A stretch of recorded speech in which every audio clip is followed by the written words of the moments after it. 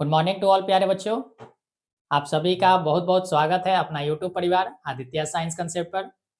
तो प्यारे बच्चों, आज हम आपके लिए एक और साइंस के टेस्ट सीरीज तैयार करके लाए हैं और ये टेस्ट सीरीज आपका 17 नंबर का है। यानी कि इसके पहले हम लोगों ने टोटल 16 टेस्ट कंप्लीट किया है और आज हम लोगों को 17 नंबर टेस्ट को अच्छे ढंग से कंप्लीट करना है।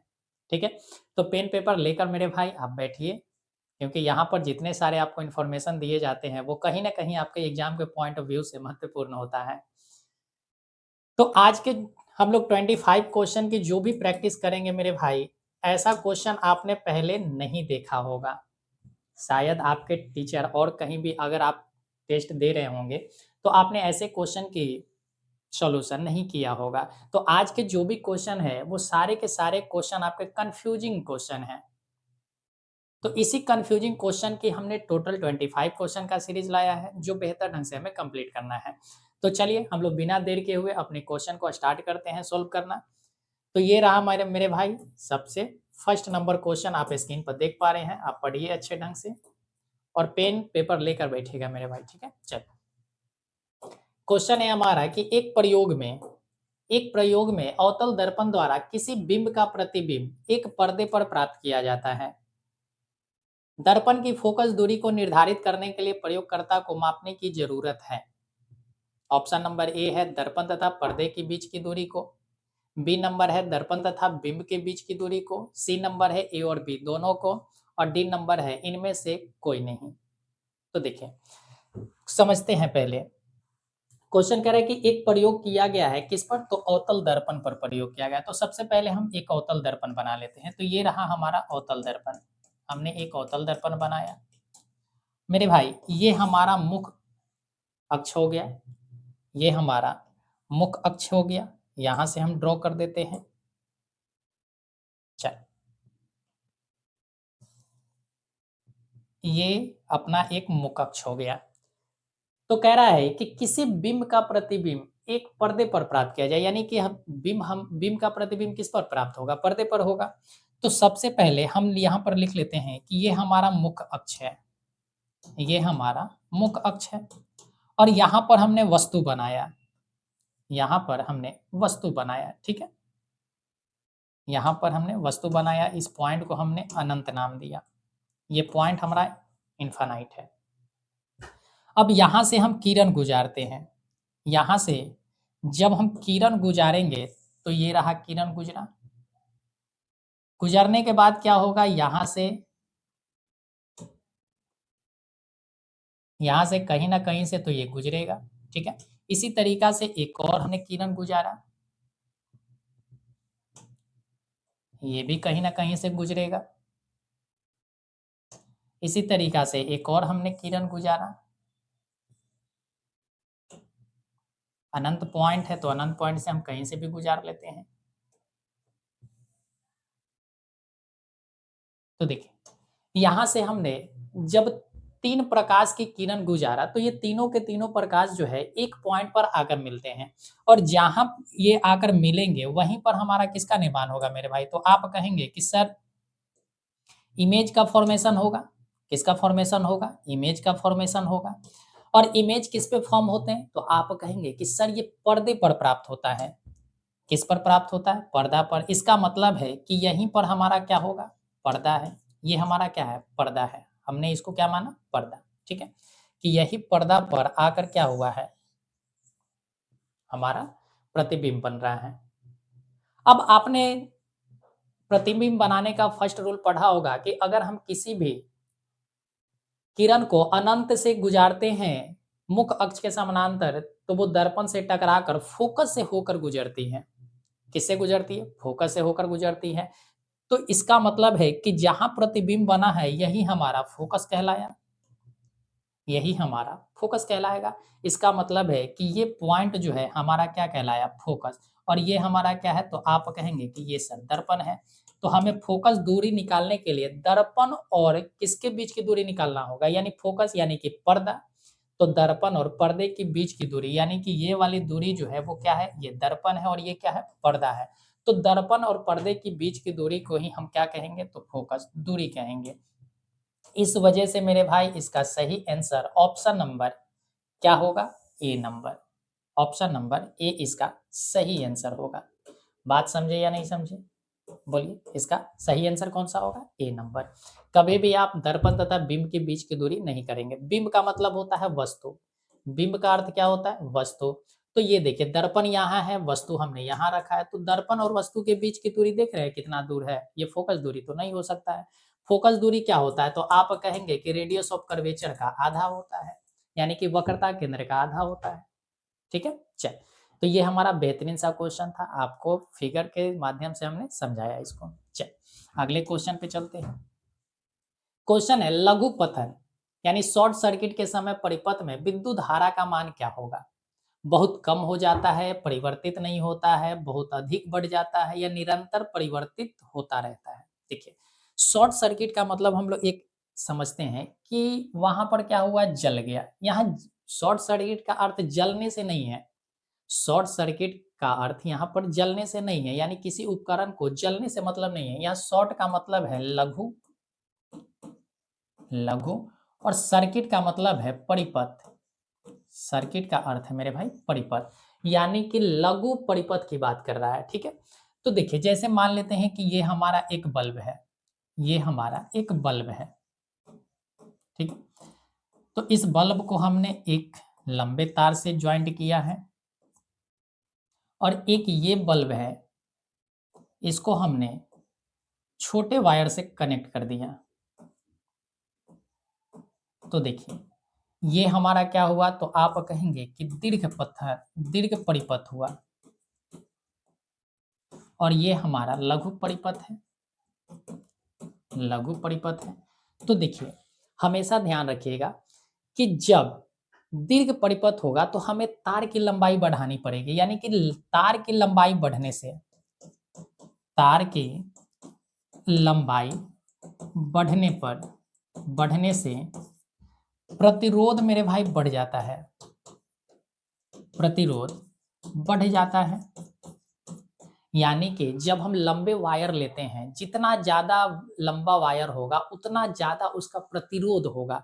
प्रतिरोध होने का मतलब क्या है कि धारा का विरोध करेगा, और जब धारा का विरोध होगा इसका मतलब है कि वहां से धारा कम गुजरेंगे, धारा क्या होगा, कम गुजरेगा। ठीक है, लेकिन यही अगर एक छोटा परिपथ हो जाए, यानी कि तार की लंबाई कम हो जाए, तार की लंबाई मेरे भाई कम हो, ठीक है, तो प्रतिरोध भी क्या होगा, कम होगा। प्रतिरोध भी क्या होगा, कम होगा। बात समझ रहे हैं, प्रतिरोध का मान क्या होगा, कम होगा। और जब प्रतिरोध कम होगा तो धारा का विरोध कम होगा, और धारा का विरोध अगर कम होगा तो धारा क्या होगा, अधिक गुजरेगा। धारा अधिक होगा, धारा क्या होगा, अधिक होगा। इसका मतलब यहां से हमें समझ में आया कि अगर तार की लंबाई हम ज्यादा करते हैं तो प्रतिरोध बढ़ेगा, प्रतिरोध बढ़ेगा तो धारा कम बहेगा। और जब हम तार की लंबाई कम करते हैं तो प्रतिरोध भी हमारा कम हो जाता है, और प्रतिरोध कम होने के कारण हमारा धारा अधिक हो बहने लगता है। इस वजह से हमारा सही आंसर कौन सा जाएगा, तो ऑप्शन नंबर सी हो जाएगा, यानी कि धारा अधिक बहेगा। धारा क्या होगा, अधिक बहेगा। क्यों बहेगा, आपको हमने ये बातें डायग्राम के माध्यम से भी समझाया। ठीक है, क्योंकि तार लंबे होने से प्रतिरोध मेरे भाई बढ़ जाता है। चल क्वेश्चन है कि पश्चिम की ओर प्रक्षेपित कोई धनावेशित कण अल्फा कण किसी चुंबकीय क्षेत्र द्वारा उत्तर की ओर विक्षेपित हो जाता है, उत्तर की ओर विक्षेपित हो जाता है, चुंबकीय क्षेत्र की दिशा क्या होगा, चुंबकीय क्षेत्र की दिशा क्या होगा, हमसे ये पूछा गया। ठीक है, देखिए आपने पढ़ा होगा फ्लेमिंग के बाएं हाथ का नियम, यानी वाम हस्त का नियम आपने पढ़ा होगा कि आप बाएं हाथ की 3 अंगुलियां, अंगूठा, मध्यमा और तर्जनी, अंगूठा, तर्जनी और मध्यमा। अंगूठा जिसको हम लोग कहते हैं क्या है, अंगूठा जो हमारा बल की दिशा बताता है, बल की दिशा बताएगा। ठीक है, तर्जनी, तर्जनी क्या बताता है, तो आप कहेंगे कि चुंबकीय क्षेत्र बताता है, चुंबकीय क्षेत्र की दिशा। और इसी तरीका से अगर हम बात करें मेरे भाई मध्यमा की बात की जाए तो ये हमारा धारा की दिशा बताएगा, धारा की दिशा बताता है। ठीक है, आपको याद कैसे रखना है, देखिए फ्लेमिंग के जब भी आपको बाएं हाथ का नियम ध्यान रखना होगा, याद रखना होगा। ठीक है, तो आप ध्यान रखेंगे F M C, F M C, F F M C, F M C, F M C, F M C, F M C. F M C का मतलब फोर्स हो गया, मैग्नेट हो गया, करंट हो गया, force magnet current, force magnet current, force magnet current, force magnet current. इस तरीका से आप याद रखेंगे। फोर्स हो गया, इसका मतलब कि बल की दिशा हो गया, मैग्नेट यानी कि चुंबकीय की क्षेत्र की दिशा, सी का मतलब हो गया धारा की दिशा। ठीक, अब मेरे भाई यहाँ पर आपको दिया नहीं गया है धारा की दिशा, लेकिन आपको समझना पड़ेगा कि कन्वेंशनल अगर करंट पढ़े होंगे तो धारा की दिशा हम लोग मानते हैं कि जिधर पॉजिटिव चार्ज है, यानी कि जिधर पर धनावेशित कण बहते हैं उसी की डायरेक्शन में क्या होता है, तो धारा बहता है। यानी कि जैसे हम एक सेल ले लेते हैं, ठीक है, एक सेल हमने लिया, ये प्लस टर्मिनल है, ये माइनस टर्मिनल है। ठीक है, अगर ये पॉजिटिव है, ये माइनस है, तो आपको पता है कि करंट की दिशा किधर बहती है, तो आप कहेंगे कि पॉजिटिव से निगेटिव की ओर जाती है, पॉजिटिव से निगेटिव की ओर जाती है। भले इलेक्ट्रॉन किधर जाता है, इधर से इधर की ओर है, इलेक्ट्रॉन इधर, लेकिन कन्वेंशनल करंट के अनुसार हम लोग धारा की दिशा किधर मानते हैं, पॉजिटिव चार्ज की ओर। ठीक है, चल अब अगर इस बात को आप समझिए तो अब इसे हम रफ करते हैं। तो ये वाली जो क्वेश्चन सॉल्व होगा ये हमारा फ्लेमिंग के लेफ्ट हैंड रूल से होगा। किससे होगा, फ्लेमिंग के लेफ्ट हैंड रूल से होगा। तो कह रहा है कि सबसे पहले हम बना लेते हैं डायरेक्शन, सबसे पहले हम डायरेक्शन बना लेते हैं। ये हमारा नॉर्थ साइड हुआ, ये साउथ हुआ, ये ईस्ट है और ये हमारा वेस्ट साइड है। ठीक है, तो कह रहा है कि पश्चिम की ओर प्रक्षेपित कोई धनावेशित कण अल्फा है। ठीक है, पश्चिम की ओर है, यानी कि धारा किधर बह रहा है, पश्चिम की ओर बढ़ रहा है। तो धारा की दिशा हम कर लेते हैं इधर से इधर है, यानी कि ये हमारा धारा की दिशा है, यानी कि हम कह सकते हैं करंट, करंट यानी कि धारा हो गया। ठीक है, अब कह रहा है कि किसी चुंबकीय क्षेत्र द्वारा उत्तर की ओर विक्षेपित हो जाता है, यानी कि पहले धारा ऐसे बह रहा था। ठीक है, तो अब एक और हम डायग्राम बना लेते हैं, समझिए पहले, क्योंकि ये बेहतरीन क्वेश्चन है मेरे भाई, इसमें थोड़ा सा भी लापरवाही कीजिएगा तो आपको, ये साउथ है, ये नॉर्थ है, ये हमारा वेस्ट हो गया, ये और ये हमारा साउथ हो गया। यहाँ पर हम एक बॉर्डर लाइन खींच देते हैं ताकि आपको समझ में आए। अब समझिए, ये हमारा केस 1 है और ये हमारा केस 2 है, अच्छे ढंग से समझेंगे। तो यहाँ कह रहा था कि करंट की जो दिशा है वो किधर है, तो कह रहा है कि पश्चिम की ओर है, लेकिन कह रहा है कि जब इसे चुंबकीय क्षेत्र में रखा गया तो ये करंट की दिशा जो है वो कह रहा है कि उत्तर की ओर हो जाती है। किधर हो जाती है, उत्तर की ओर। इसका मतलब है कि अब जो धारा बह रहा है वो किधर बह रहा है, अब नीचे से ऊपर जा रहा है। नीचे से ऊपर कहने का मतलब है कि अब नॉर्थ दिशा में करंट की दिशा क्या हो गया, करंट की दिशा जो हो गया वो किधर हो गया, उत्तर की ओर हो गया। तो कह रहा है कि चुंबकीय क्षेत्र की दिशा क्या होगी, चुंबकीय क्षेत्र की दिशा क्या होगी। ठीक, देखिए समझते हैं। 3 अंगुलियां, बाएं हाथ की 3 अंगुलियां, अंगूठा, तर्जनी और मध्यमा को इस तरीका से रखना है मेरे भाई, करंट की दिशा जो है वो किधर आ जाए, तो वेस्ट की ओर। तो हमने ऐसे रखा, हमने ऐसे रखा। ठीक है, आप इस पॉइंट को समझिए कि ऐसे हमने रखा है। तो यहाँ रखने से क्या हुआ, धारा की दिशा जो है किधर की ओर है, वेस्ट की ओर है, धारा की दिशा पश्चिम की ओर है। ठीक है, और बल की दिशा ऊपर की ओर है, बल की दिशा ऊपर की ओर है। लेकिन ये हमारा कौन सा दिशा बता रहा है, ये हमारा मैग्नेटिक फील्ड की दिशा बता रहा है, यानी कि चुंबकीय क्षेत्र की दिशा को दिखा रहा है। अब कह रहा है कि यही चीज जो है, अब करंट हमारा उत्तर की ओर बहने लगा। अब उत्तर की ओर जाना है मेरे भाई, तो इसको हमें क्या करना होगा, ऐसे नचाना होगा। अब जैसे ही ऐसे नचाएंगे तो आप समझे ये करंट की दिशा किधर हो गया, ऊपर की ओर, नॉर्थ की ओर। और ये वाली जो दिशा है यानी करंट की दिशा है वो किधर की ओर है, बाहर की ओर है। करंट की दिशा बाहर की ओर है, और बाहर की दिशा को हम कहते हैं आउटवर्ड डायरेक्शन। और आउटवर्ड डायरेक्शन को ही हम लोग बोलते हैं ऊपरी मुखी। क्या बोलते हैं मेरे भाई, ऊपरी मुखी बोलते हैं। तो ये इसी वजह से हमारा सही आंसर क्या हो जाएगा, ऑप्शन नंबर डी हो जाएगा मेरे भाई। इसी वजह से इसका सही आंसर क्या होगा, ऑप्शन नंबर डी हो जाएगा। बात समझे, चल तो अगले क्वेश्चन पर चलते हैं। क्वेश्चन है, तांबे के तार की एक आयताकार कुंडली किसी चुंबकीय क्षेत्र में घूर्णी गति कर रहा। एक कुंडली में प्रेरित विद्युत धारा की दिशा में कितने परिभ्रमण के पश्चात परिवर्तन होता है। देखिए, तांबे की तार है, ठीक है, एक आयताकार कुंडली है, ठीक है, एक तांबे की आयताकार कुंडली है जिसे चुंबकीय क्षेत्र में घूर्णी गति करवा रहा है, ठीक है, जैसे आपने जनित्र पढ़ा होगा, ठीक है, जनित्र के बारे में पढ़े होंगे, तो उसी में आप क्या करते हैं, उसी में आयताकार कुंडली को घुमाते हैं, ठीक है। तो एक कुंडली के प्रेरित प्रेरित कहने का मतलब क्या है कि उस समय धारा उत्पन्न हुआ है, उत्पन्न धारा, उत्पन्न धारा की दिशा में कितने परिभ्रमण के पश्चात परिवर्तन होगा, यानी कि कितने चक्कर लगेंगे कि उसकी दिशा में परिवर्तित हो जाएगा। तो ध्यान रखिएगा कि इसमें आधे चक्कर के बाद, कितने चक्कर के बाद, आधे चक्कर के बाद इसकी दिशा में क्या हो जाता है, परिवर्तन हो जाता है। इस वजह से इसके सही आंसर क्या होंगे, ऑप्शन नंबर सी हो जाएगा, ऑप्शन नंबर सी हो जाएगा।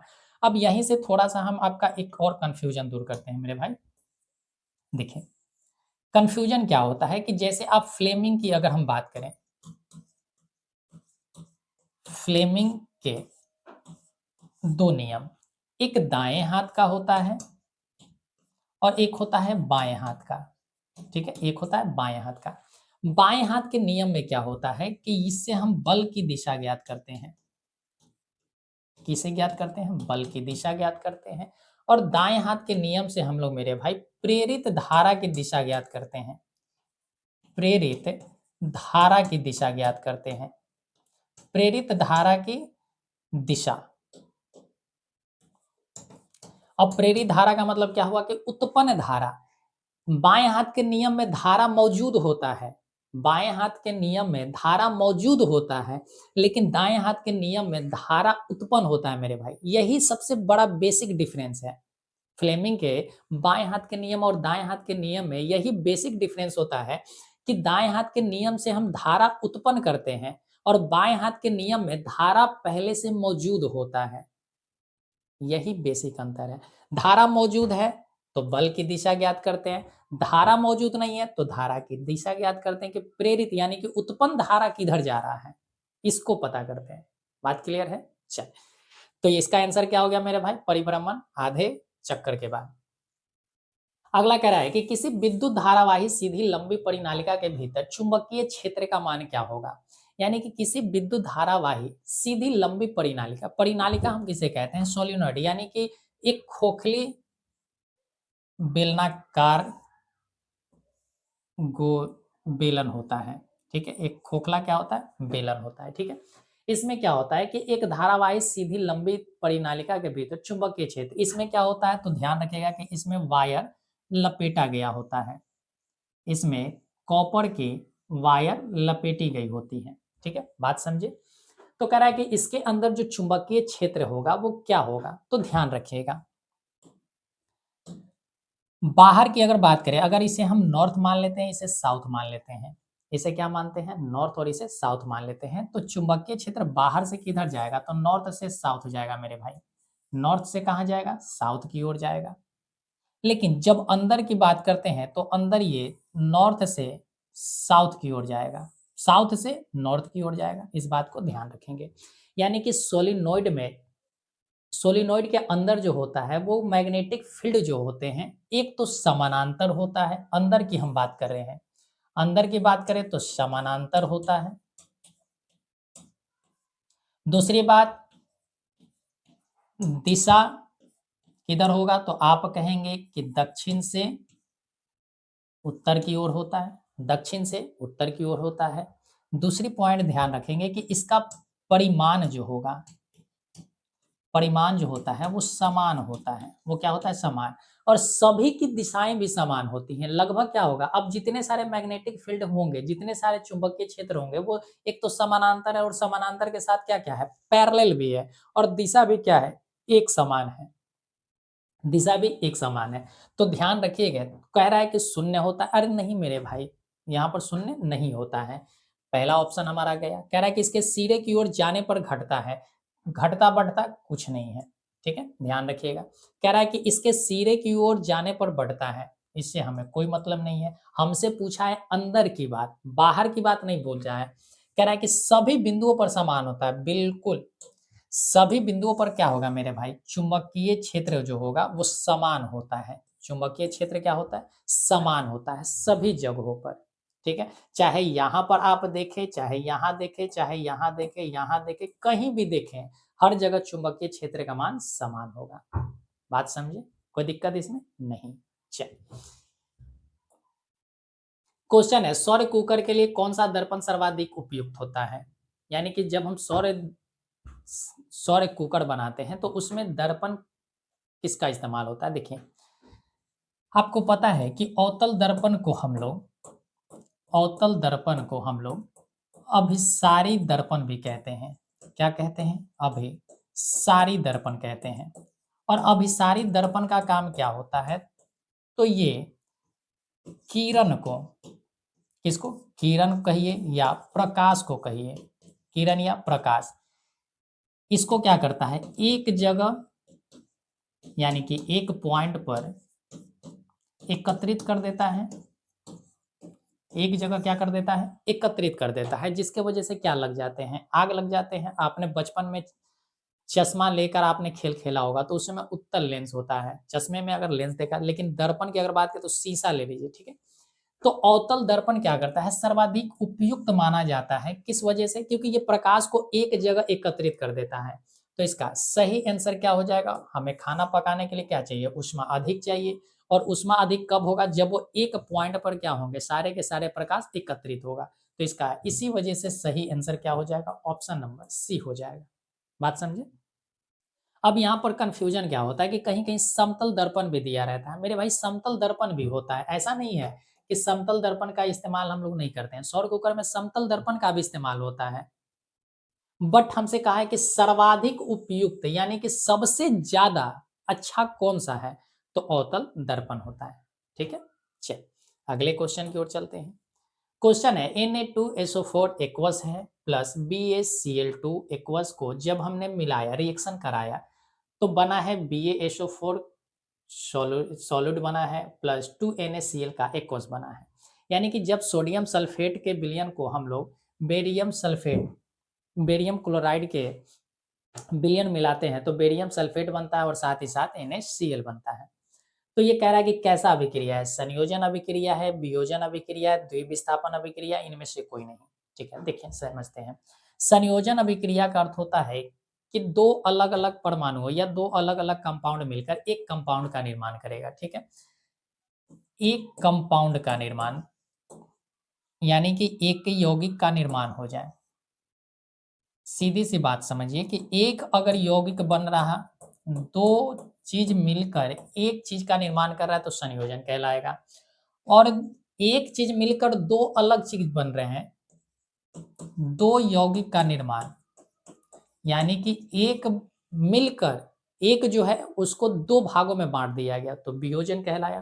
द्विविस्थापन यानी कि एक का स्थान दूसरा पकड़ लिया, दूसरा का स्थान कोई पहला पकड़ लिया।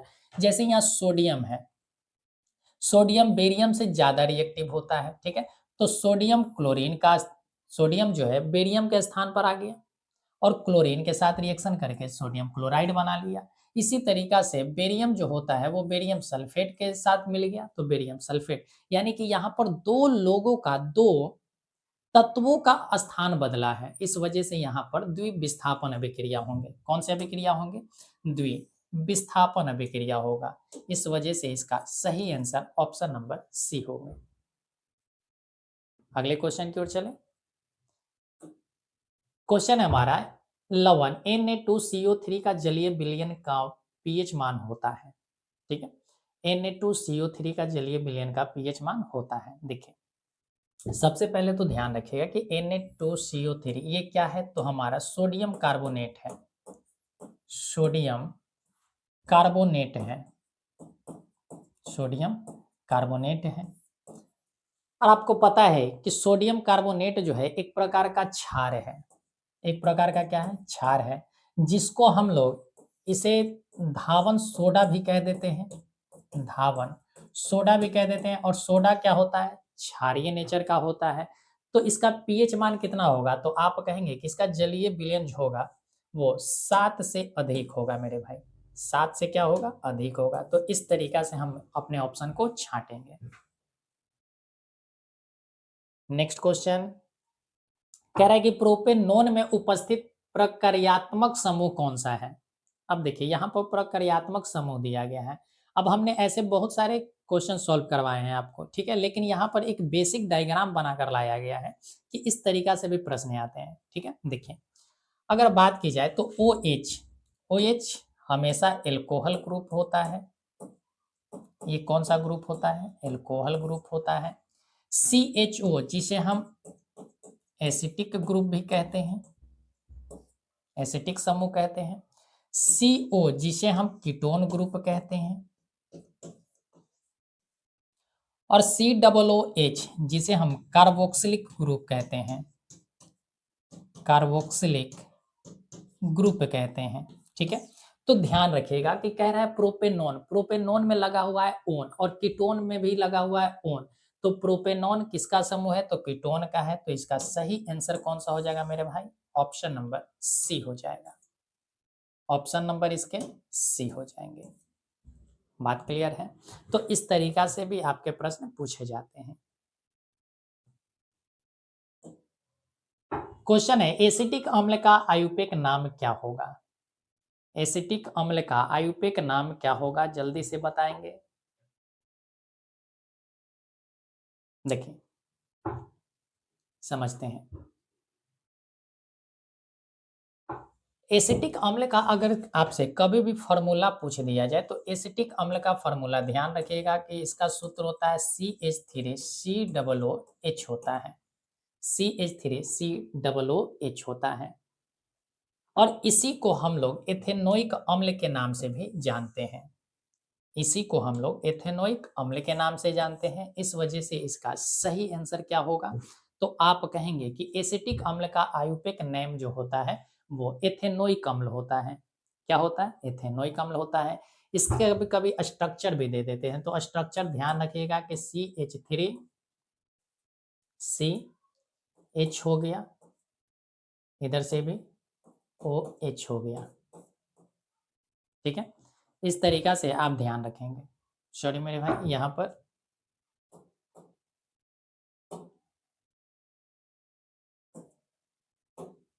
यहाँ O है, यहाँ O है, और O के साथ हमारा क्या रहेगा, तो डबल बॉन्ड रहेगा। इस वजह से इसको हम डबल बॉन्ड लगा लेंगे। तो ये हमारा क्या है, तो आप कहेंगे कि एसिटिक अम्ल है।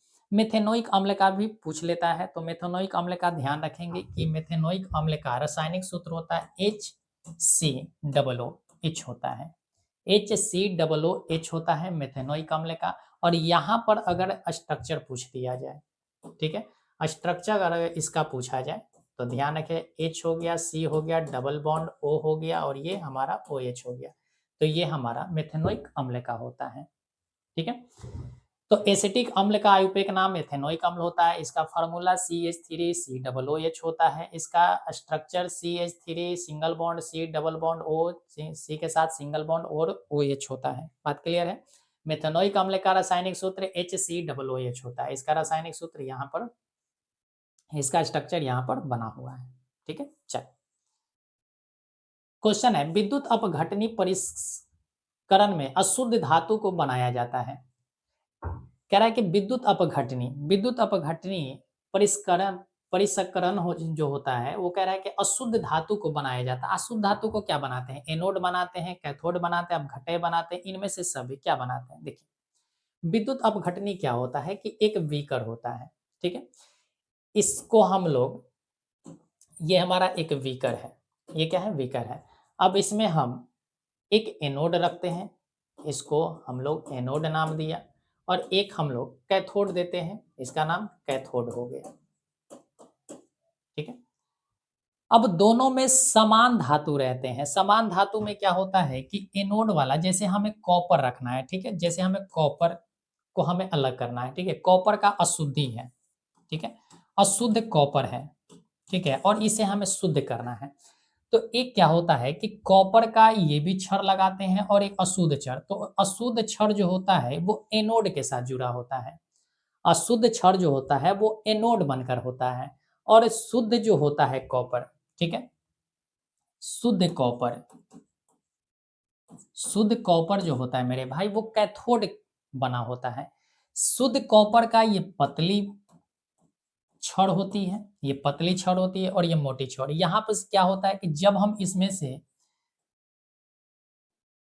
जब इसमें हम बैटरी से इसे जोड़ते हैं तो यहाँ पर हम क्या करते हैं, इसमें विद्युत अपघटनी द्रव भर देते हैं। विद्युत अपघटनी द्रव जैसे जिसका हमें बनाना है, अगर हमें कॉपर को शुद्ध करना है तो कॉपर सल्फेट यहाँ पर डाल दिए, कॉपर सल्फेट का विलयन डाल दिए, जिसे हम अपघटय कहते हैं, जिसको हम क्या कहते हैं, अपघटय कहते हैं। ये हमारा अपघटय है, ये हमारा अपघटय कहलाया, यानी कि जो विलयन है इसमें हमने जो डाला है वो अपघटय कहलाया। और जो अशुद्ध हमारा धातु है उसको हमने एनोड से जोड़ा और जो शुद्ध धातु है जो पतली परत की है बनी हुई है उसको हमने कैथोड पर जोड़ा। जब इससे विद्युत प्रवाहित करते हैं तो यहाँ से कैथोड का इलेक्ट्रॉन जो है निकल निकल कर यहाँ पर आकर चिपकने लगता है, कैथोड पर आकर चिपकने लगता है। ये परत, ये जो आपकी जो मोटी सी परत थी यानी कि जो रॉड था ये पतला हो जाता और ये धीरे धीरे मोटा हो जाता है, ध्यान रखेंगे। तो हमसे पूछा गया था कि अशुद्ध धातु किस पर रखते हैं, तो वो मेरे भाई एनोड पर रखते हैं। किस पे रखते हैं, एनोड पर रखते हैं। नेक्स्ट क्वेश्चन कह रहा अष्टक सिद्धांत को किसने स्थापित किया था। अष्टक सिद्धांत किसने दिया था, डोबेराइनर ने दिया था, न्यूलैंड्स ने दिया था, मेंडलीफ ने दिया था, हेनरी मोजले ने दिया था। अब यहाँ पर कंफ्यूजन वाली बहुत समस्या होती है मेरे भाई जब ये चारों के चारों आ जाते हैं, ठीक है। तो देखिए सबसे पहले तत्वों को वर्गीकृत करने का प्रयास किसके द्वारा किया गया था, डेबोराइनर के द्वारा। सबसे पहला प्रयास, सबसे पहला प्रयास जो था वो किसके द्वारा था, डेबोराइनर के द्वारा, यानी कि हम एलिमेंट्स को कैसे अलग करते हैं, ठीक है। तो डेबोराइनर ने दिया था एक नियम जिसे हमने कहा त्रिक नियम, त्रिक नियम। तो त्रिक नियम देने वाले डेबोराइनर थे। उसके बाद न्यूलैंड्स ने आया, उसके बाद न्यूलैंड्स आए और न्यूलैंड्स ने ही अष्टक नियम दिया। अष्टक नियम किसने दिया, न्यूलैंड्स ने दिया। मेंडलीफ ने पहला आवर्त सारणी बनाया, पहला आवर्त सारणी बनाया। पहला आवर्त सारणी किसने बनाया था, तो मेंडलीफ ने बनाया था। ध्यान रखिएगा कि इनको आवर्त सारणी का जनक कहा जाता है, आवर्त सारणी का जनक कहा जाता है। और जनक कहने का मतलब है मेरे भाई कि इन्होंने ही पहली बार आवर्त सारणी प्रस्तुत किया था। हेनरी मोजले, हेनरी मोजले जिसे हम आधुनिक आवर्त सारणी, आधुनिक आवर्त सारणी के जनक कहते हैं, ठीक है। आधुनिक आवर्त सारणी के जनक किसे कहते हैं, तो हेनरी मोजले को कहते हैं। और इन्हीं का ही, हेनरी मोजले का ही हम लोग आज भी पीरियोडिक टेबल इस्तेमाल करते हैं, ठीक है। तो चलिए इसका सही आंसर किसके साथ जाएगा, अष्टक नियम किसने दिया था, तो न्यूलैंड्स ने दिया था। इस वजह से इसका सही आंसर क्या हो जाएगा, तो न्यूलैंड्स, ऑप्शन नंबर बी हो जाएंगे, ठीक है। चलिए आप देख रहे हैं कि कितना कंफ्यूजिंग वाला क्वेश्चन हमने लेकर आया है। ये सारे के सारे क्वेश्चन जो है आपके पहले पूछे हुए सवाल है, ठीक है। देखिए कह रहा है कि हृदय से रक्त को संपूर्ण शरीर में पंप किया जाता है, हृदय से रक्त को संपूर्ण शरीर में पंप किया जाता है, ठीक है। अब थोड़ा सा समझते हैं। देखिए हम आपको एक डायग्राम के माध्यम से समझाते हैं। जैसे हमने एक ये डायग्राम बना लिया और एक हम ये डायग्राम बना लेते हैं, ठीक है, ताकि आपको समझना आसान लगे। देखिए इसका नाम हमने दिया फेफड़ा, ये हमारा फेफड़ा है, ये क्या है, फेफड़ा है। और ये मेरा भाई ये हार्ट है जिसको आप हृदय कहते हैं, इसको क्या नाम दिया, हृदय नाम दिया। होता क्या है कि हृदय चार भागों में बटा होता है, हृदय जो है वो चार भागों में बटे होते हैं। ये इसका 4 चेंबर रहा।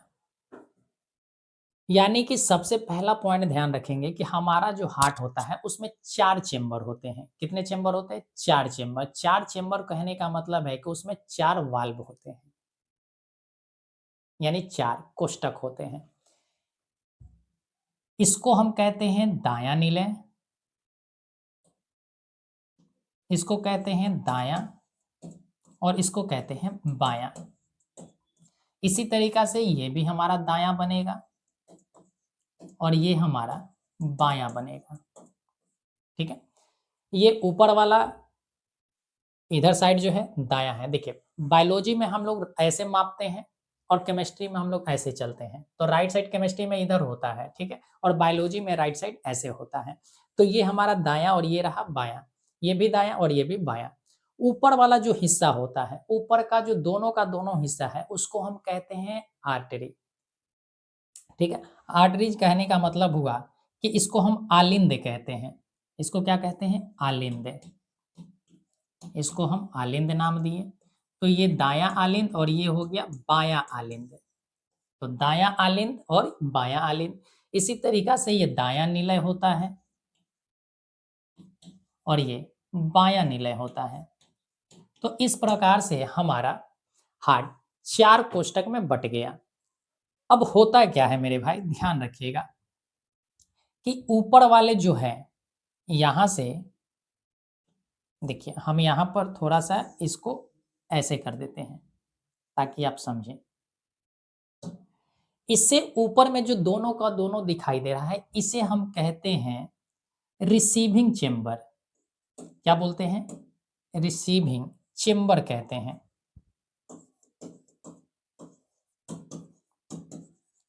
रिसीविंग चेंबर कहते हैं। और इसके नीचे में, इसके नीचे वाला जो भी हिस्सा है उसे हम पंपिंग चेंबर कहते हैं। पंपिंग चेंबर कहते हैं। ठीक है, ऊपर वाला रिसीविंग चेंबर, नीचे वाला पंपिंग चेंबर हो गया। अब देखिए रिसीविंग चेंबर क्यों कहते हैं? क्योंकि यहां पर होता क्या है मेरे भाई, फेफड़ा से हमारा सबसे पहले ब्लड आता है किसमें? तो बायां आलिंद में आता है। फेफड़ा से ब्लड जो आता है वो हमारा किसमें आता है? तो बायां आलिंद में। और बायां आलिंद इसको रिसीव करता है। बायां आलिंद क्या करता है? रिसीव करता है। इस वजह से हम इसे रिसीविंग चेंबर कहते हैं। और ये रिसीव कैसा? तो शुद्ध रक्त को, शुद्ध रक्त को करता है। और ये शुद्ध रक्त को, ये जो नली आ रही है, ये हमारा नली जो है इसको हम कहते हैं फुफ्फुसीय सीरा। क्या बोलते हैं? फुफ्फुसीय सीरा कहते हैं इसे। बात क्लियर हुआ? तो ध्यान रखिएगा कि हमारे फेफड़ा से शुद्ध रक्त लाने वाला जो पाइप है, जो नली है, वो किसके, उसको क्या कहते हैं? तो फुफ्फुसीय सीरा कहते हैं। बात क्लियर हुआ? अब यहां से क्या होता है कि ब्लड इसमें जाता है, ब्लड इसमें जाता है, यानी बायां आलिंद से ब्लड किसमें गया? बायां नीलय में गया। और ये बायां नीलय जो है इसी को पंप कर देता है मेरे भाई। इसी को क्या करता है? पंप करता है। यानी कि यहां से पंप किया तो ये हमारे पूरे शरीर में जाता है, पूरे शरीर में प्रवेश करेगा। यानी कि हमारे शरीर में हार्ट के नीले वाला, कौन सा नीले? तो बायां नीले। बायां नीले से ये क्या होता है? तो पूरे शरीर में जाता है। और फिर ध्यान रखिएगा कि पूरे शरीर से जब ये अशुद्ध रक्त बन जाता है, क्या बनता है? अशुद्ध रक्त। अब यहां पर हमारा जो ब्लड हो गया वो क्या हो गया? अशुद्ध हो गया, अशुद्ध रक्त हो गया। अब ये अशुद्ध रक्त जो है मेरे भाई वो दायां आलिंद में प्रवेश करता है। किसमें करता है? यानी कि एक बार फेफड़ा जो से रिसीव किया बायां आलिंद, और एक बार रिसीव कौन कर रहा है? तो दायां आलिंद रिसीव कर रहा है। तो यहाँ पर अशुद्ध रक्त को कौन रिसीव करता है? तो दायां आलिंद। शुद्ध रक्त को रिसीव कौन करता है? बायां आलिंद रिसीव करता है। और फिर होता क्या है मेरे भाई, ये दायां आलिंद से चला जाता है किसमें? दायां नीले में जाता है। और दायां नीले से, दायां नीलय से मेरे भाई यहाँ से फिर ब्लड किसमें चला जाता है, फेफड़ा के पास चला जाता है। किसमें जाता है, फेफड़ा के पास। और फेफड़ा के पास जो गया तो ये कैसा रक्त जाएगा, तो आप कहेंगे कि सर अशुद्ध रक्त जाएगा। कैसा रक्त जाएगा, अशुद्ध रक्त जाएगा। और ये अशुद्ध रक्त जो ले जाने वाली ये जो नली है, ये पाइप है, इसको हम कहते हैं फुफ्फुसीय फुफ्फुसीय धमनी। क्या बोलते हैं, धमनी। अब धमनी है तो इसका ध्यान रखिएगा कि इसी को हमने कहा महाधमनी। इसी को हमने कहा महाधमनी। और यहाँ पर महाशिरा हो जाता है। इसी को हम क्या कहते हैं, फुफ्फुसीय महाशिरा। यानी कि फुफ्फुसीय महाशिरा ब्लड को रिसीव करता है, यानी शुद्ध रक्त को लेकर फेफड़ा में पहुंचाता है। और फेफड़ा से अशुद्ध रक्त ले जाने का काम फुफ्फुसीय महाधमनी का होता है, जो फेफड़ा तक पहुंचाता है। बात क्लियर होगा। हमसे मेरे भाई जितने सारे क्वेश्चन बनने वाले थे, आपको हम ये पूरे डायग्राम के माध्यम से समझा दिया। ठीक है, अब आते हैं क्वेश्चन पर। क्वेश्चन से कह रहा था कि हृदय से रक्त को संपूर्ण शरीर में पंप किया जाता है। ये रहा हमारा हृदय। हृदय से पूरे शरीर में पंप किया जा रहा है, किसके द्वारा, ऑप्शन है फेफड़ों द्वारा। नहीं मेरे भाई, फेफड़ा के द्वारा तो नहीं किया जा रहा है, नीलय द्वारा, आलिंद द्वारा। आलिंद द्वारा नहीं मेरे भाई, आलिंद क्या करता है, रिसीव करता है। इनमें से सभी नहीं होगा, तो एक ही ऑप्शन बचा हमारा, क्या, तो आप कहेंगे कि सर नीलय के द्वारा। किसके द्वारा, तो नीलय के द्वारा। और इसका सही आंसर भी क्या होगा मेरे भाई, तो बी नंबर। बात क्लियर है, बात क्लियर है। चल अगले क्वेश्चन की ओर चलते हैं। इसको नोट कर लीजिएगा, ये बहुत इंपॉर्टेंट आपको फैक्ट हमने बताया है। क्वेश्चन है, कौन सा पादप हार्मोन पत्तियों के मुरझाने के लिए उत्तरदायी होता है। पत्तियों को मुरझाने के लिए कौन सा उत्तरदायी होता है।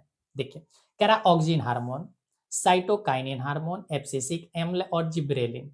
ठीक है, तो ध्यान रखिएगा कि ऑक्सिन हार्मोन जो होता है ये एक तरह का वृद्धि हार्मोन है, एक तरह का वृद्धि हार्मोन है।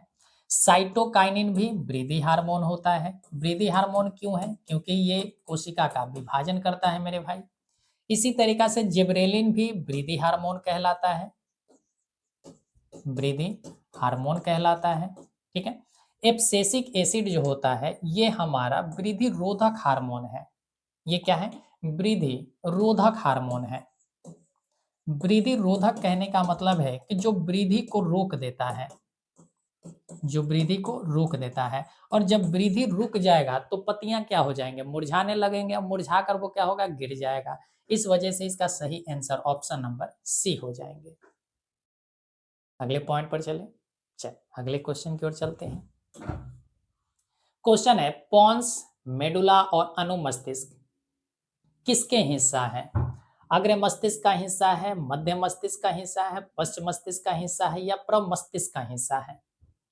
किसका हिस्सा है, ध्यान रखिएगा। सबसे पहले तो पॉइंट, अग्र मस्तिष्क। अग्र मस्तिष्क के भी 3 हिस्से होते हैं। पहला होता है थैलेमस, थैलेमस। दूसरा है हाइपोथैलेमस, हाइपोथैलेमस।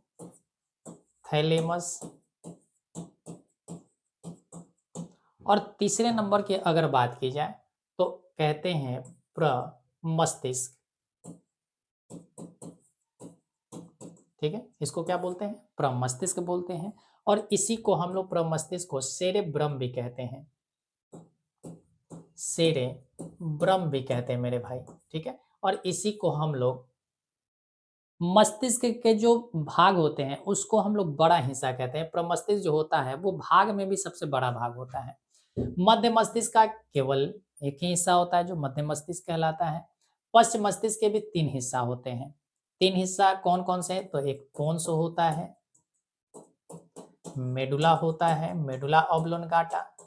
और इसी तरीका से बात करें तो एक होता है अनुमस्तिष्क, अनुमस्तिष्क कहलाता है। ठीक है, और अनुमस्तिष्क को ही हम लोग मेरे भाई सेरेबेलम के नाम से जानते हैं, सेरेबेलम के नाम से हम लोग जानते हैं। किसे, तो अनुमस्तिष्क को कहते हैं। ठीक है, तो अब यहाँ से हमारा क्वेश्चन का सॉल्यूशन मिल गया कि पोन्स मेडुला और अनुमस्तिष्क जो है वो किसके हिस्सा है, तो आप कहेंगे कि सर ये हिस्सा है हमारा पश्च मस्तिष्क का। किसका हिस्सा है? पश्च मस्तिष्क का। इस वजह से इसका सही आंसर कौन सा हो जाएगा? ऑप्शन नंबर सी हो जाएगा। बात क्लियर है? चल अगले क्वेश्चन पर चलते हैं। क्वेश्चन है निम्नलिखित में कौन से अनैच्छिक क्रिया नहीं है? अनैच्छिक क्रियाएं किसे कहते हैं? जो हमारी इच्छा पर डिपेंड नहीं करता है, यानी जैसे कि हमारे शरीर में, अपने शरीर में बहुत सारी ऐसी क्रियाएं होते हैं जो हमारे कंट्रोल में नहीं होता है। अब जैसे सांस लेना हमारे कंट्रोल में नहीं है मेरे भाई।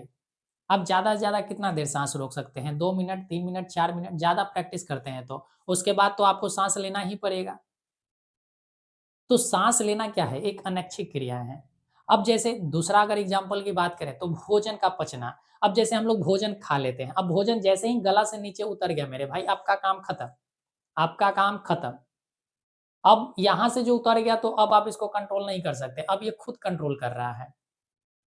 भोजन का पाचन खुद हो रहा है, आप नहीं चाह रहे हैं। ऐसा नहीं होता है कि आज खा लिए हैं ज़्यादा तो थोड़ा-सा पचा लेते हैं, थोड़ा-सा कल के लिए रखेंगे, ऐसा कभी होता है? तो आप कहेंगे बिल्कुल नहीं सर। पलक का झपकना, पलक के झपकना क्या आप कंट्रोल कर पाते हैं मेरे भाई? बोलिए। अरे नहीं कंट्रोल करते हैं। पलक ऑटोमैटिक झपकेगा, कितना देर रोक पाइएगा? नहीं रोक पाइएगा। हिचकी आना भी हमारे कंट्रोल में नहीं होता है, छींक आना भी हमारे कंट्रोल में नहीं होता है। ब्लड का सर्कुलेशन, हमारे शरीर में ब्लड प्रवाहित हो रहा है, उसको हम नहीं रोक सकते हैं। हमारा जैसे कहीं कट गया तो क्या हम उसे रोक लेते हैं? अरे नहीं रोक पाते हैं, ठीक है? तो यही हमारी क्या कहलाती है? अनैच्छिक क्रियाएँ कहलाती है कि हमारे शरीर में कुछ ऐसी क्रियाएँ होती है जो मानव कंट्रोल नहीं कर सकता, जो अपने शरीर में कंट्रोल नहीं हो सकता है। वो क्या है? नेचुरली है, तो उसी को कह रहा है। अब जैसे कह रहा है वमन, वमन का मतलब होता है वोमिटिंग, वोमिटिंग कहने का मतलब है कि उल्टी होना, उल्टी होना।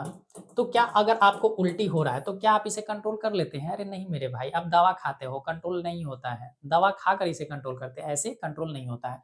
उल्टी आना जब आएगा तो आएगा। ऐसा तो नहीं होता है कि उल्टी हो रहा है आप उसे कंट्रोल कर रहे हैं। दवा खा के कंट्रोल कर लेते हैं। बात समझिएगा कि ऐसा कभी नहीं होगा कि आपका उल्टी आ रहा है और आप उसे रोक ले रहे हैं। ऐसा कभी नहीं होगा। जब हो गया तो होगा ही होगा। आप चाहे दवा खा लीजिए, चाहे जो कर लीजिए। ठीक है? चबाना, चबाना जब भोजन को हम लोग लेते हैं तो मुख में रखते हैं, चबाना हो गया। लार का आना यानी कि हमारे मुख में यहाँ पर 3 ग्रंथियाँ पाई जाती हैं। पैरोटिड ग्रंथि है, सबमैंडिबुलर है, सबलिंगुअल है, ये 3 प्रकार की ग्रंथियाँ हैं जहाँ से लार निकलता है। तो ये भी क्या है, अब अपनी मर्ज़ी से नहीं, थूक आपके मर्ज़ी से आता है। अरे नहीं, थूक बनते रहता है, लार बनते रहता है आपके शरीर में। हृदय का धड़कना, क्या हृदय का धड़कना आप रोक सकते हैं? नहीं रोक सकते हैं। यानी कि ये सारे की सारी जो है, ये किसका है? तो आप कहेंगे कि सर ये हमारे कंट्रोल में नहीं है, इस वजह से ये अनैच्छिक क्रियाएँ हैं। उल्टी आना कैसी क्रियाएँ हैं? अनैच्छिक क्रियाएँ हैं। लार का बनना कैसी क्रियाएँ हैं? तो आप कहेंगे कि सर अनैच्छिक क्रियाएँ हैं। तो अनैच्छिक क्रियाएँ हो गया। इसी तरीक़ा से हृदय का धड़कना क्या है? तो अनैच्छिक क्रियाएँ हैं। तो ये भी अनैच्छिक क्रिया हो गया। ठीक है? तो ये 3 का 3 अगर अनैच्छिक क्रिया है तो चबाना क्या होगा? तो ऐच्छिक क्रिया होगा। अब चबाने का मतलब क्या है? हमारी मर्ज़ी जब मन करेगा तब चबाएँगे। अब उसमें किसी भी तरीक़ा का कंट्रोल हमारे माइंड का नहीं है, ठीक है? हमारे ऊपर वो है कि हम जब मन करेंगे तब चबाएँगे। तो इस वजह से इसका सही आंसर क्या हो जाएगा? बी हो जाएगा, ठीक है? कोई दिक्कत?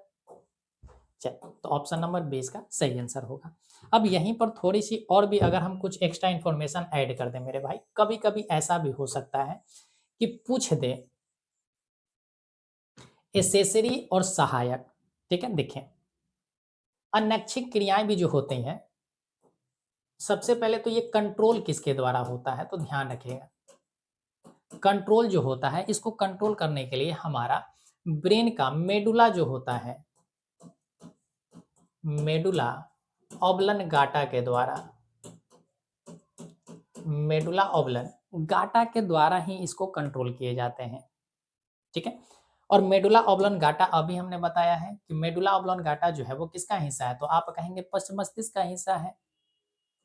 तो मेडुला ऑब्लोंगाटा के द्वारा अनैच्छिक क्रियाओं को कंट्रोल किया जाता है। अब अनैच्छिक क्रियाएं भी दो तरह के होते हैं। अनैच्छिक क्रियाएं भी ये दो तरह का होता है। एक होता है जरूरी, एक होता है जरूरी यानी कंपलसरी, और एक होता है सहायक। अब इन दोनों में क्या है, देखें, जरूरी कहने का मतलब है कि अगर ये क्रियाएं नहीं हुआ तो हमारी मृत्यु हो जाएगी, यानी कि मृत्यु हो जाएगा।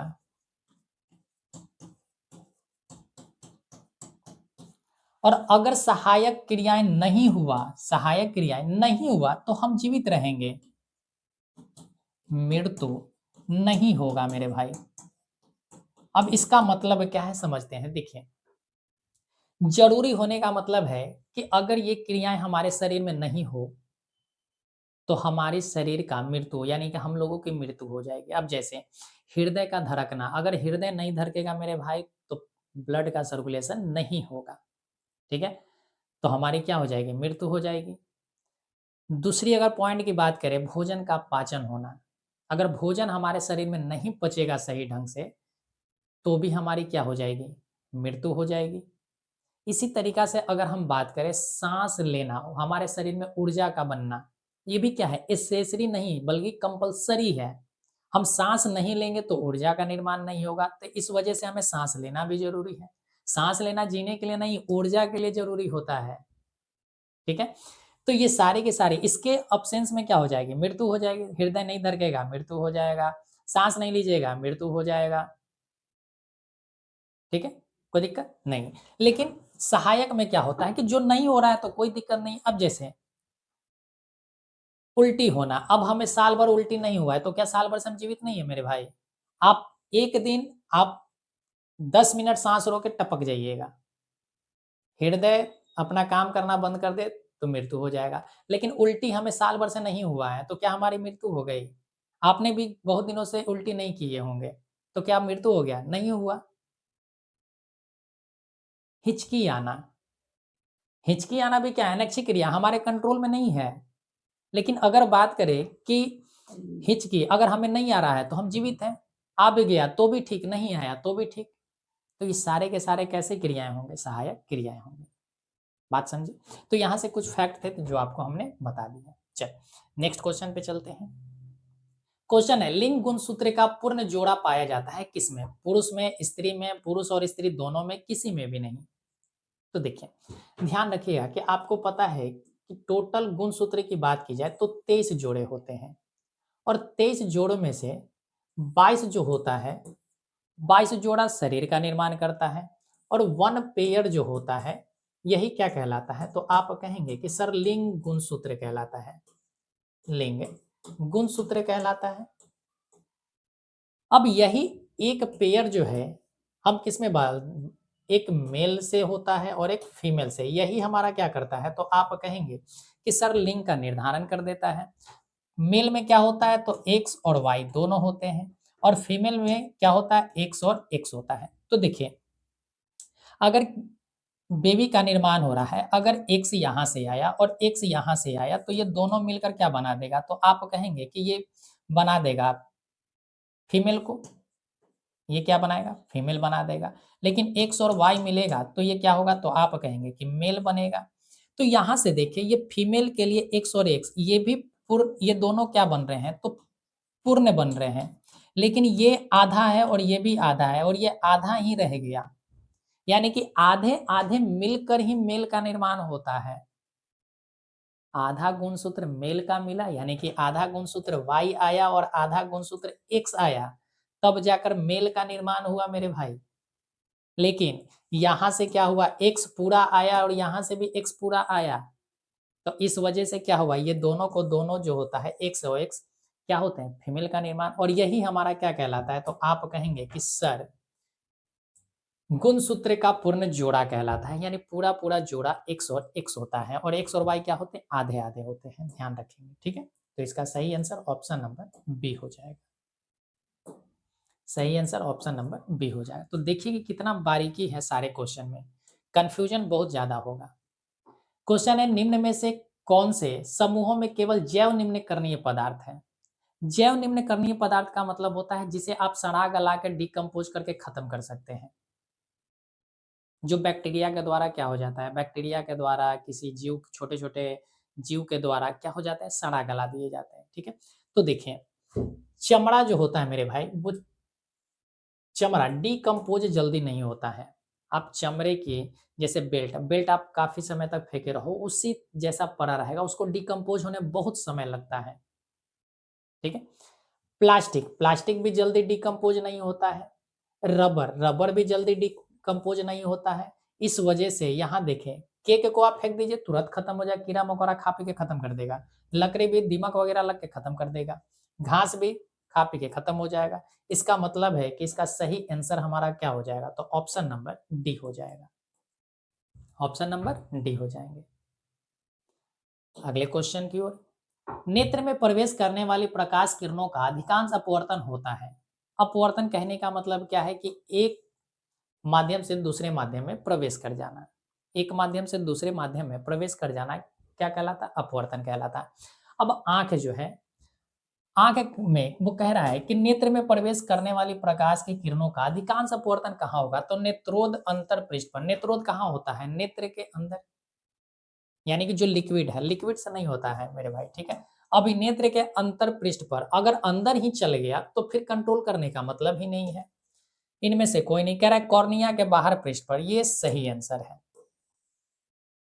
कॉर्निया के बाहरी पृष्ठ पर। अब कॉर्निया के बाहरी पृष्ठ का अर्थ क्या हुआ कि देखिए श्वेत पटल जो होता है, श्वेत पटल के ऊपर ही कॉर्निया होता है, और यही कॉर्निया क्या करता है कि प्रकाश जो आ रहा है, प्रकाश जो आ रहा है उसको अंदर प्रवेश करने देता है, यानी कि श्वेत पटल पर जाता है। ठीक है, और श्वेत पटल से होते हुए ये आइरिस से कंट्रोल होता है, उसके बाद अंदर हमारी आंखों तक चले जाते हैं। तो इसका सही आंसर क्या हो जाएगा,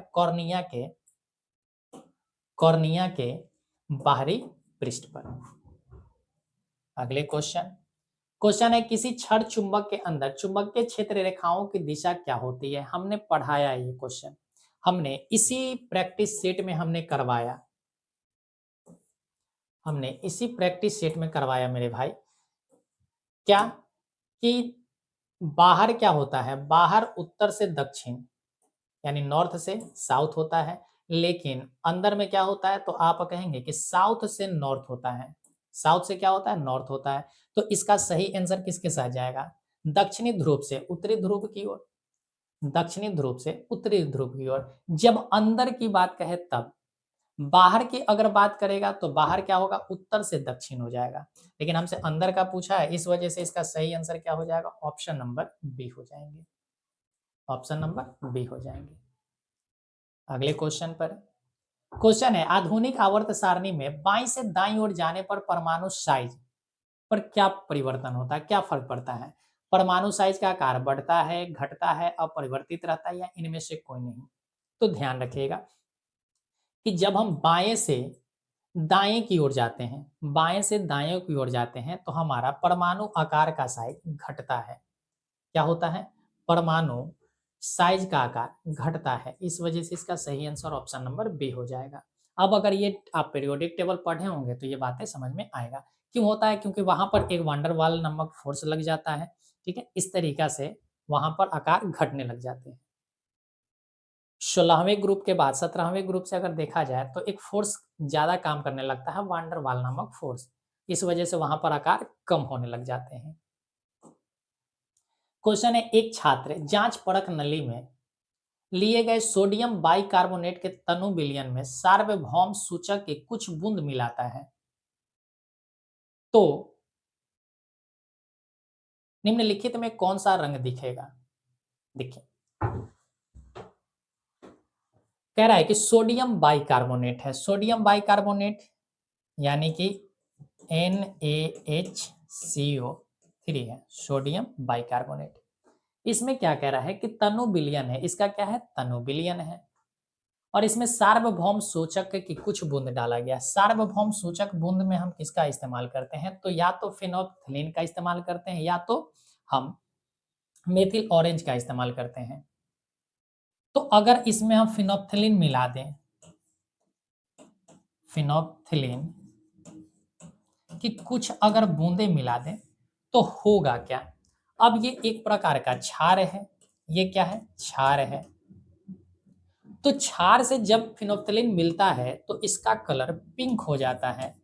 क्या हो जाता है मेरे भाई, पिंक कलर का हो जाता है। तो इस वजह से इसका सही आंसर क्या हो जाएगा, पिंक हो जाएगा, यानी गुलाबी हो जाएगा। अब यहाँ पर तो गुलाबी कहीं दे नहीं रहा है, तो ध्यान रखिएगा कि इसका सही आंसर क्या हो जाएगा मेरे भाई, गुलाबी। सही आंसर क्या होगा, गुलाबी। नीला नहीं होता है, हरा नहीं होता है, नारंगी नहीं होता है, पीला नहीं होता है, ठीक है। हरा कब होता है, जब कोई तटस्थ हो जाए, यानी कि उदासीन विलयन के लिए। इस वजह से इसका सही आंसर गुलाबी, ध्यान रखिएगा, उनमें से कोई ऑप्शन नहीं है। क्वेश्चन है, एक जांच परख नली में लिए गए विलयन में एक लोहे की कील को डुबाया जाता है। आधे घंटे के बाद यह देखा गया कि विलयन का रंग परिवर्तित हो चुका है। तो उस जांच परख नली में विलयन था किसका, जिंक सल्फेट का, कॉपर सल्फेट का, फेरस सल्फेट का, या एल्युमिनियम सल्फेट का, किसका विलयन था। देखिए यहाँ पर ये रिएक्शन जो दिया गया है, ये विस्थापन अभिक्रिया का रिएक्शन है। ये कौन सा अभिक्रिया है, विस्थापन अभिक्रिया है। होता क्या है कि जब आप एक बीकर लेते हैं, इस बीकर में आप किसी भी चीज का, यहाँ पर एक कील है, एक लोहे का कील हमने डाला, इस ये क्या है, लोहे का कील है, किसका, फेरस का, ठीक है। तो हम विस्थापन अभिक्रिया कब होगा, जब फेरस से कम रिएक्टिव इसमें विलयन डाला जाए। फेरस से कम रिएक्टिव वाला यहाँ अगर विलयन डाला जाए तभी तो ये क्या होगा। तो आप कहेंगे कि सर फेरस उसके साथ रिएक्शन करेगा, अन्यथा नहीं करेगा। अब जैसे जिंक सल्फेट है, ठीक है, अगर हम इसमें जिंक सल्फेट डालते हैं तो देखिए फेरस से ज्यादा रिएक्टिव होता है जिंक, फेरस से ज्यादा रिएक्टिव होता है जिंक। तो यहां तो कुछ फर्क ही नहीं पड़ेगा, इसका मतलब है कि इसके साथ तो रिएक्शन होगा नहीं। फेरस अगर फेरस के साथ रिएक्शन करना चाहे तो दोनों तो फेरस ही है, यहाँ कोई परिवर्तन नहीं दिखेगा। फेरस अगर देखा जाए मेरे भाई तो एल्युमिनियम से कम रिएक्टिव है, एल्युमिनियम से कम रिएक्टिव है, तो एल्युमिनियम से भी ये रिएक्शन नहीं करेगा, एल्युमिनियम से भी ये रिएक्शन नहीं करेगा। तो होगा क्या, तो यहां पर होगा कि कॉपर के साथ कॉपर सल्फेट का अगर इसमें विलयन डालते हैं तो कॉपर कम रिएक्टिव होता है। अब ये इसमें कॉपर सल्फेट जैसे ही हम डालें, इसमें क्या है, तो फेरस है, इसमें कॉपर सल्फेट डालेंगे तो होगा क्या कि फेरस सल्फेट बन जाएगा और कॉपर अलग हो जाएगा, कॉपर क्या होगा, अलग हो जाएगा। और इसकी आकार जो होगी वो लाल भूरी जैसी हो जाएगी, लाल भूरी जैसी हो जाएगी। बात समझे, इस वजह से इसका सही आंसर ऑप्शन नंबर बी हो जाएगा, ऑप्शन नंबर बी हो जाएंगे। क्वेश्चन है, पादप हार्मोन साइटोकाइनिन सहायक है किसके लिए, तो कह रहा है प्ररोह के अग्रभाग की लंबाई में वृद्धि के लिए, तने के वृद्धि के लिए, पादप का प्रकाश की ओर मुड़ने के लिए, इनमें से सभी के लिए। तो देखिए अगर यहाँ देखा जाए मेरे भाई तो साइटोकाइनिन को आज ही के हमने क्लास में बताया कि इसे हम वृद्धि हार्मोन कहते हैं, वृद्धि हार्मोन कहते हैं, ठीक है। और वृद्धि कब होगा, जब कोशिका में विभाजन होगा, कोशिका में विभाजन होगा। तो कोशिका में विभाजन, अब पेड़ पौधे ऊपर की ओर लंबाई में बढ़ेंगे, इसका मतलब कि उसकी कोशिका में विभाजन हो रही है, कोशिका में क्या हो रही है, विभाजन हो रही है। इसका मतलब है कि प्ररोह अग्रभाग की लंबाई में वृद्धि होगा, यानी कि ऊपर की ओर वृद्धि होगा, ये हो सकता है। तने की वृद्धि के लिए, अब तना में वृद्धि कहने का मतलब क्या है कि नए तने निकलेंगे, तना मोटा होगा, ये सारे चीज ये भी हो सकते हैं। कह रहा है कि पादप का प्रकाश की ओर मुड़ने के लिए, यानी कि पेड़ पौधे देखिएगा कि जिधर प्रकाश की रोशनी ज्यादा पहुंचती है उधर ही वो पेड़ पौधे झुकते हैं, किसके वजह से, तो उसमें झुकेगा कब, अब ऐसे तो नहीं है कैसे झुक गया, उसमें कोशिका विभाजन होगा, कोशिका का विभाजन होगा। और कोशिका का विभाजन होगा तभी जाकर क्या होंगे, ऑक्सीजन हार्मोन एक तरफ आकर इकट्ठा हो जाएगा। अब जैसे ये पेड़ है, ठीक है, तो पेड़ पहले सीधा था तो ऑक्सीजन हार्मोन चारों तरफ थे, ठीक है। अब जैसे ही इसमें वृद्धि होगा, ये सूर्य की ओर जाना चाहेगा तो वृद्धि होगा, और वृद्धि होने पर क्या होगा कि सारे के सारे हार्मोन जो होंगे, ऑक्सीजन हार्मोन इधर आकर झुकेगा, तो ये क्या होगा, इधर की ओर सूर्य की ओर झुक जाएगा। इसका मतलब कि प्रकाश की ओर मुड़ने के लिए भी इस्तेमाल। तो इस वजह से इसका सही आंसर ऑप्शन नंबर डी होगा मेरे भाई, इसका सही आंसर क्या हो जाएगा, ऑप्शन नंबर डी हो जाएगा, इनमें से सभी। आज का लास्ट क्वेश्चन है, क्वेश्चन है मंड परीक्षण के लिए, मंड कहने का मतलब होता है स्टार्च। मंड जो होता है वो क्या कहलाता है? स्टार्च कहलाता है। और ध्यान रखिएगा कि पेड़ पौधे जो है अपना भोजन स्टार्च के रूप में स्टोर करते हैं। पेड़ पौधे अपने भोजन को स्टार्च के फॉर्म में ही स्टोर करते हैं। ये स्टार्च क्या है? तो कार्बोहाइड्रेट का एक रूप है, एक प्रकार का कार्बोहाइड्रेट है और पॉलीसेकेराइड है। क्या है? पॉलीसेकेराइड है। तो कह रहा है कि मंड परीक्षण के लिए हरी पत्ती पर आयोडीन डालने से पहले पत्ती को, किसको? पत्ती को एल्कोहल में उबाला जाता है। क्यों?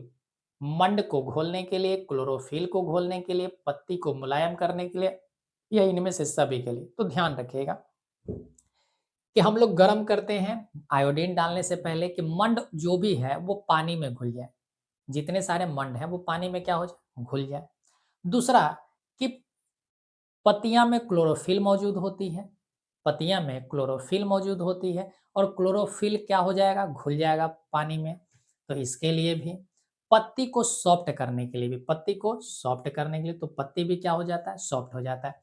और ये जब हो जाते हैं तो पत्तियां में जब हम आयोडीन डालते हैं, यानी उबालने के बाद जब उसको बाहर निकालते हैं और उस पर आयोडीन डालते हैं तो उसका गहरा भूरा कह दीजिए या गहरा नीला जैसा उसका आकार हो जाता है, गहरा नीला जैसा रंग हो जाता है। तो इस वजह से ये तीनों कारण है जिसके लिए हम लोग आयोडीन डालने से पहले उबालते हैं। तो इसका सही आंसर ऑप्शन नंबर डी हो जाएगा। सही आंसर ऑप्शन नंबर डी हो जाएगा। तो आज का ये 25 क्वेश्चन का लाजवाब सीरीज था। उम्मीद करते हैं कि आपको सारे के सारे कंफ्यूजन जो भी क्वेश्चन रहे थे वो सभी आपने क्लियर किया होगा।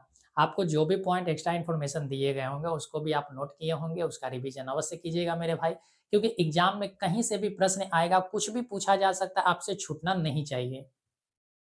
ठीक है, तो चलिए ऐसे ही हम लोग और भी सीरीज लेकर आते रहेंगे।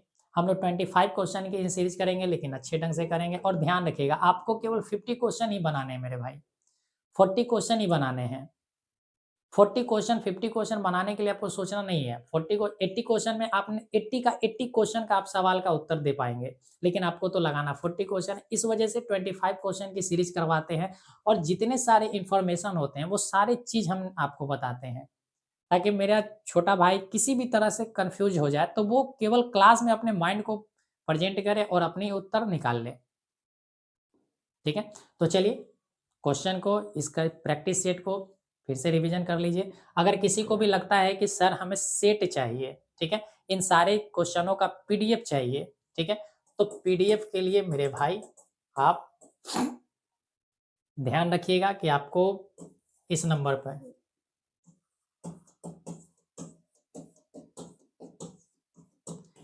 ये नंबर व्हाट्सएप है, ठीक है, व्हाट्सएप पर आप कांटेक्ट कर दीजिएगा। आप बोलिएगा कि सर हमें पीडीएफ चाहिए और ये भी बता दीजिएगा कि किस सेट का पीडीएफ चाहिए। ठीक है, 17 का चाहिए, 16 का चाहिए, जो सेट चाहिए आपको उपलब्ध करवा दिया जाएगा। ठीक है, तो चलिए थैंक यू वेरी मच, फिर मिलते हैं अगले क्लास में, तब तक आप अपना ख्याल रखें।